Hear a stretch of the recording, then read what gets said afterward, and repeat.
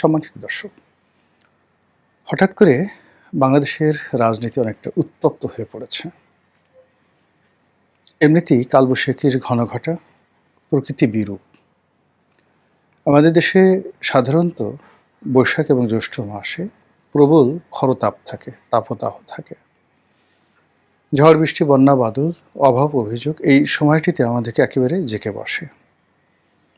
মানুষের মন অস্থির থাকে এবং এই সময়গুলোতে মামলা, মোকদ্দমা, হানাহানি, মারামারি, কাটাকাটি, এমনকি বিবাহ বিচ্ছেদ থেকে খুনোখুনি পর্যন্ত ইন জেনারেল অন্য যে কোনো সময়ের চাইতে বেশি হয়ে থাকে। এবছর 2026 সনে আমাদের এই যে প্রকৃতির চিরাচরিত যে ইতিহাস এবং নিয়ম, তার সঙ্গে যুক্ত হয়েছে ইরান এবং আমেরিকার যুদ্ধ, হরমুজ প্রণালী বন্ধ, সারা দুনিয়াব্যাপী তেলের অকাল এবং বাংলাদেশে তেলের অকালের সঙ্গে সঙ্গে নতুন একটি সরকারের বা শিশু সরকারের যে অব্যবস্থাপনা, অনভিজ্ঞতা এবং সর্বোপরি আমাদের মানুষের যে মন মানসিকতা, তার কারণে পুরো জ্বালানি তেলের বাজার অস্থির। কেন অস্থির? মোরালেস আপনারা সবাই জানেন যে আমাদের একটা বিশাল শ্রেণীর মানুষ রয়েছে যাদের মধ্যে যে কোনো অভাবের সময় মজুত করার আকাঙ্ক্ষা থাকে তীব্র। মানুষকে জিম্মি করে বা মানুষের অভাবকে পুঁজি করে ব্যবসা করার জন্য একেবারে পথের ভিখারি থেকে শুরু করে রিকশাওয়ালা, নাপিত, ধোপা, মুচি, মোটে এমন কোনো মানুষ নেই যারা আপনার বিপদের সময় সুযোগটি গ্রহণ করবে না। তো এই যে তেলের বাজারে যা কিছু চলছে, এর মধ্যে বহু মানুষ প্রতারণা করে পেট্রোল পাম্প থেকে লক্ষ লক্ষ লিটার তেল নিয়ে বোতলে ভরে পাড়া মহল্লাতে রীতিমতো পেট্রোলের বাজার বসিয়েছে। পেট্রোল পাম্পে পেট্রোল নাই, কিন্তু আপনি যদি দ্বিগুণ মূল্যে প্রতি লিটার 200 টাকা, প্রতি লিটার 300 টাকা দরে তেল কিনতে চান, তাহলে সেই তেল আপনি পথে ঘাটে মাঠে পাবেন, অনলাইনে পাবেন, এমনকি আপনার বাসায় এসে সেই তেল পৌঁছে দিয়ে যাবে। এই যে মানুষের চতুরতা, এই চতুরতার কারণে পুরো সমস্যাটি কয়েক গুণ বড় হয়ে আমাদের জাতির উপরে চেপে বসেছে। তো এই যে সমস্যাগুলো যখন ঘটে, তখন সরকারের জন্য বিব্রতকর, আর সরকারের যারা বিরোধী পক্ষ তারাও এই সময়টিকে কাজে লাগাতে চান। তো বর্তমানে যেভাবে বিএনপি সরকার ক্ষমতায় এসেছে, হঠাৎ করে অনেকটা স্বপ্নের মতো, স্বপ্নের রাজপুরুষ বা সেই যে মধুবালা মদন কুমারের যে কাহিনী, ওইরকমভাবে, মানে যেভাবে মদন কুমার মধুবালাকে পেয়ে যায়, ওভাবে আমাদের যে রাষ্ট্র ক্ষমতা, কেউ হারিয়েছেন আর কেউ পেয়েছেন। এর মধ্যে কবিতা আছে, গল্প আছে, স্বপ্ন আছে, কিন্তু রাজনীতির যে চিরাচরিত লড়াই সংগ্রাম, এর মাধ্যমে কেউ ক্ষমতা হারাননি আর কেউ ক্ষমতা পাননি। ফলে যারা পেয়েছেন তাদের ব্যাপারে অনেক ঈর্ষান্বিত। যারা হারিয়েছেন তাদের দুঃখ, কষ্ট, বেদনায় বুক ফেটে যাচ্ছে। ফলে ক্ষমতার যে চেয়ার, এটি নিয়ে আবার টানা হেঁচড়া শুরু হয়েছে। আর সেক্ষেত্রে প্রকৃতির বিরূপ অবস্থা, বিশ্ব রাজনীতির বিরূপ পরিস্থিতি এবং সর্বোপরি আমাদের দেশের যে চলমান অর্থনৈতিক সংকট, তেল সংকট, আরও যে সকল সংকট রয়েছে, সব মিলিয়ে একেবারে একটা ত্রাহি অবস্থা শুরু হয়ে গেছে। এবং এই সুযোগকে কাজে লাগানোর জন্য উত্তপ্ত যে খরতাপ, উত্তপ্ত বৈশাখ, সব কিছুকে একত্র করে রাজপথকে গরম করার, উত্তপ্ত করার জন্য বিরোধী পক্ষ প্রাণান্ত চেষ্টা চালাচ্ছে। আপনারা জানেন যে একদিকে সরকারি দল বলতে বিএনপি এবং বাকি যে দলগুলো আছে, সে দলগুলো আসলে বিএনপির মধ্যে বিলীন হয়ে গেছে। ছোট ছোট কয়েকটা দল আছে, এই দলগুলোর নাম আগামীতে কেউ মনে রাখবে কিনা এটি নিয়ে যথেষ্ট সন্দেহ আছে। আগামীতে এই দলের নামগুলো মানুষ মনে রাখবে কিনা। তো ফলে কি হলো যে সমস্যা, আমাদের দেশের যে সমস্যা, সেই সমস্যা বিএনপি ভার্সেস বিরোধী দল। তো বিএনপি ভার্সেস বিরোধী দলের এই যে সমস্যা, সেই সমস্যা বিরোধী দলের যে 11টি ছোট, ছোট দল আছে, এরা কিন্তু দীর্ঘ সময় ধরে বিএনপির সঙ্গে ছিল। আপনি যদি প্রথমে ধরেন জামাত, তারপরে এই যে নতুন দল তাদের যে এনসিপিও কিন্তু বিএনপির সঙ্গে জোট বাঁধার জন্য অ্যাগ্রি ছিল। এরপরে মুস্তাফিজুর রহমান ইরান, জাকপার যে রাশেদ প্রধান এখন খুবই আলোচিত, তারা সবাই আসলে বিএনপির সঙ্গে ছিলেন এবং বিএনপির সবচেয়ে দুঃসময়ে তারা এই দলটির সাথে সম্পর্ক রক্ষা করেছেন এবং একই সঙ্গে জনাব তারেক রহমান, যিনি এখন প্রধানমন্ত্রী, তার সঙ্গে এদের অনেকের নিদারুণ সম্পর্ক ছিল। কিন্তু জুলাই আগস্ট বিপ্লবের পর আমাদের রাজনীতিতে অনেক বিবর্তন হয়।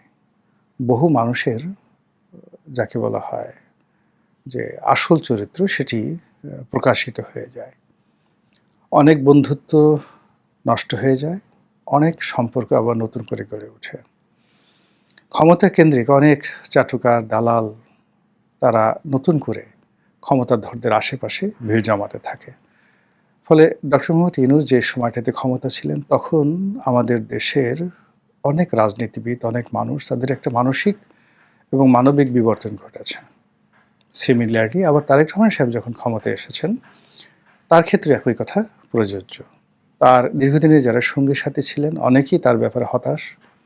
তার দলের ভিতরে, দলের বাইরে, সাধারণ জনগণ, একটা ওয়াইড রেঞ্জে গত 17 বছর ধরে তিনি যাদের সঙ্গে সম্পর্ক রক্ষা করেছিলেন, তাদের 99% লোক এখন মনে প্রাণে তাকে পছন্দ করছেন না। আর ক্ষমতা কেন্দ্রিক তার যে সকল মিত্র জুটেছে, এর একটা বিরাট অংশ আমলা। তারা তাকে এমন একটা বলয় তৈরি করে রেখেছে তার জন্য, সেই বলয়ের ভিতরে তিনি আছেন এবং তার পক্ষে আসলে আন্দাজ করা সম্ভব নয় যে বাংলাদেশ কিভাবে চলছে। ফলে এই অবস্থায় অনেক মানুষের মধ্যে জনাব তারেক রহমান সাহেব সম্পর্কে অধৈর্যতা দেখা যাচ্ছে। অনেকে অস্থিরতা অনুভব করছেন, অনেকে ক্রোধে উন্মত্ত হয়ে যাচ্ছেন এবং অনেকে রাগে, ক্রোধে, ক্ষোভে বেফাঁস মন্তব্য করে বসছেন। তো সেই দিক থেকে শুধু রাশেদ প্রধানের বক্তব্যটি সাম্প্রতিক সময় ভাইরাল হয়ে পড়েছে। তিনি তারেক রহমান সাহেবকে কুলাঙ্গার বলে গালি দিয়েছেন।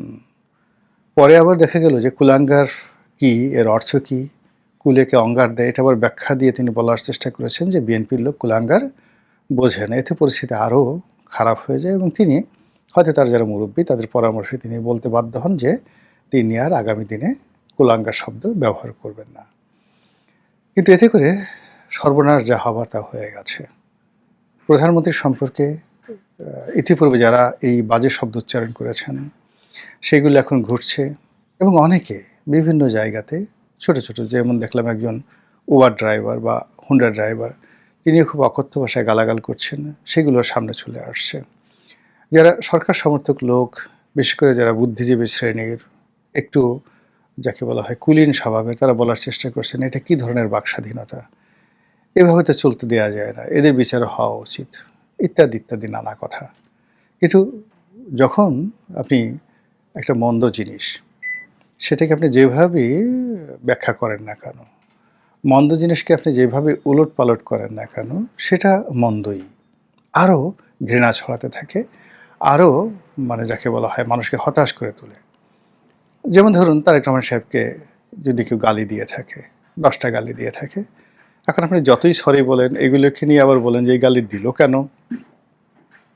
এই গালি দেওয়া কি ঠিক হয়েছে, এ সকল কথাবার্তা যত কিছুই বলেন না কেন, এতে করে তারেক রহমান সাহেবকে যে গালিগুলো দেওয়া হয়েছে সেগুলো আরও বিস্তৃত হয়, পক্ষে বিপক্ষে লোক দাঁড়িয়ে যায় এবং বেশিরভাগ মানুষ মুচকি মুচকি হাসে। আমরা গ্রামে যেমন দেখি ঝগড়া লাগলে যত রকম গোপন কথা আছে সব কথা বের হয়ে আসে। তদ্রূপ এখন এই যে তারেক রহমান সাহেবকে নিয়ে যে সকল কথাবার্তা হচ্ছে, এতে করে তার অতীতের যত রেকর্ড, বর্তমানের রেকর্ড, সাম্প্রতিক রেকর্ড, সত্য মিথ্যা মিলিয়ে যেভাবে সামনে চলে আসছে, এটি নিয়ন্ত্রণ করা সম্ভব নয়।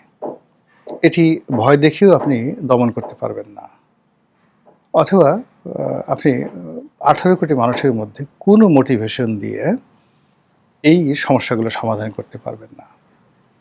এক্ষেত্রে যেটি দরকার সেটি হলো এমন কিছু করা, এমন কিছু বলা, এমন কিছু সফলতা প্রদর্শন করা যাতে অন্তরের অন্তঃস্থল থেকে মানুষের ভক্তি এবং শ্রদ্ধা উৎসরিত হয়। আবার শব্দটি বলছি উৎসরিত হয়। যদি সেরকম ভক্তি এবং শ্রদ্ধা উৎসরিত হতে থাকে জনাব তারেক রহমান সাহেব সম্পর্কে, যেটি তার মায়ের ক্ষেত্রে হয়েছিল।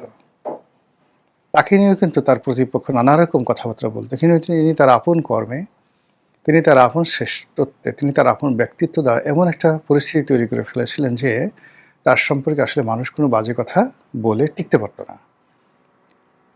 একইভাবে তার পিতার সম্পর্কে।